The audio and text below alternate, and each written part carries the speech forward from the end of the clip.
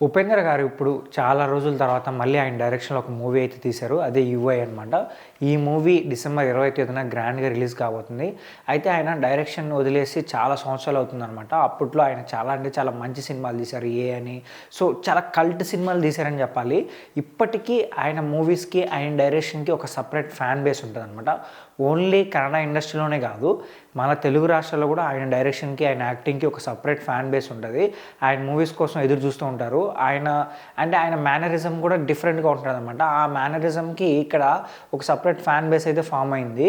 So అయితే ఆయన చాలా సంవత్సరాల తర్వాత మళ్ళీ ఒక సినిమా డైరెక్షన్ చేశారు. అదే సినిమాలో ఆయన హీరోగా కూడా యాక్ట్ చేశారనమాట. ఇప్పుడు ఆ సినిమాని ఈ డిసెంబర్ 20వ తేదీన గ్రాండ్గా రిలీజ్ చేయబోతున్నారు. అయితే ఈ మూవీ సంబంధించిన చిన్న ప్రెస్ మీట్ని అయితే రీసెంట్గా జరిగిందనమాట. ఈ ప్రెస్ మీట్లో ఏంటంటే ఆయన చిరంజీవి గురించి కొన్ని గొప్పగా చెప్పారు. కొన్ని విషయాలు ఏంటంటే, నాకు అల్లు అరవింద్ గారి ఫ్యామిలీతోనూ అలాగే చిరంజీవి గారి ఫ్యామిలీతోనూ మంచి బాండింగ్ ఉంది. 25 ఇయర్స్ నుంచి మంచి బాండింగ్ ఉంది. 1996 నుంచి 1997 మధ్యలో నేను ఒక సినిమా తీయాలని చెప్పి చిరంజీవి గారి చుట్టూ 1 ఇయర్ పాటు తిరిగాను. బట్ ఏంటంటే అప్పుడు నాకు అర్థమైంది ఏంటంటే, చిరంజీవి గారు ప్రతి సీన్ని ప్రతి డైలాగ్ని చాలా అంటే చాలా క్లియర్గా తెలుసుకొని మరీ సెట్కి వస్తారని తెలిసిందనమాట. అప్పటి నుంచి నేను కూడా ఏంటంటే స్క్రిప్ట్ మీద ఎక్కువ కాన్సన్ట్రేషన్ చేయడం స్టార్ట్ చేశాను. ఇక్కడ స్క్రిప్ట్స్ ఎలా రాస్తారంటే, ఒక స్క్రిప్ట్ కోసం 3 to 4 ఇయర్స్ వరకు కూడా కూర్చుంటారు. స్క్రిప్ట్ నీట్గా రావాలి, స్క్రిప్ట్ ఇంపార్టెంట్ అని చెప్పి నమ్మే వాళ్ళు అనమాట ఇక్కడ ఉన్న వాళ్ళు.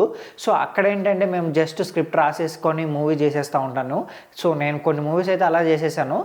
జస్ట్ స్క్రిప్ట్ రాయడం, మూవీ తీసేయడం ఇలానే జరిగిందనమాట.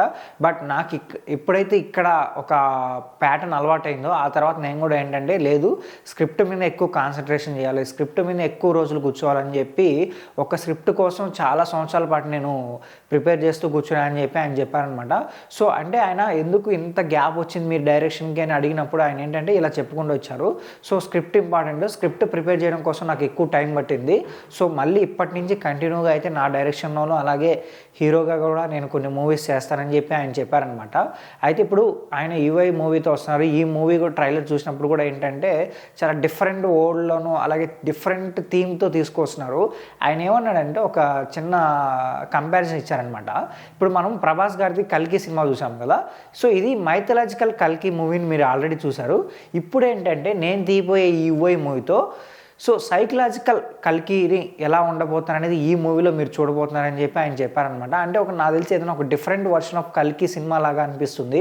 చూద్దాం మరి. ఈ మూవీ డిసెంబర్ 20వ తేదీన రిలీజ్ కాబోతుంది కాబట్టి ఈ మూవీ పైన మీకున్న ఎక్స్పెక్టేషన్స్ గురించి కింద కామెంట్ చేయండి. అలాగే మా ఛానల్ సబ్స్క్రైబ్ చేసుకోండి.